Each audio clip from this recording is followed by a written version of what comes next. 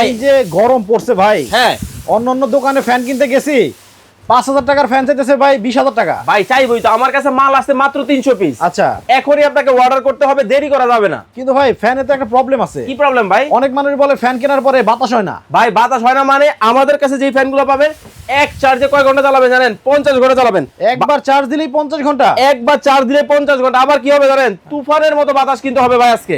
তবে আজকে কিনলেও পুরস্কার থাকবে, না কিনলেও পুরস্কার থাকবে ভাই। না কিনলে কেমনে ভাই? এই যে 18 ইঞ্চি হ্যাঁ 2026 সালের ডিফেন্ডারের মডেল, এইটার দাম যদি আপনার দর্শকরা কমেন্টে বলতে পারে, এইটা আজকে ফ্রি দিব। ডাবল ব্যাটারি হবে। এতদিন সিঙ্গেল পাইছেন, এখন আর সিঙ্গেল নাই। এই যে দেখেন অরিজিনাল কিভাবে চিনবেন সব দেখাই দিব আপনাদেরকে।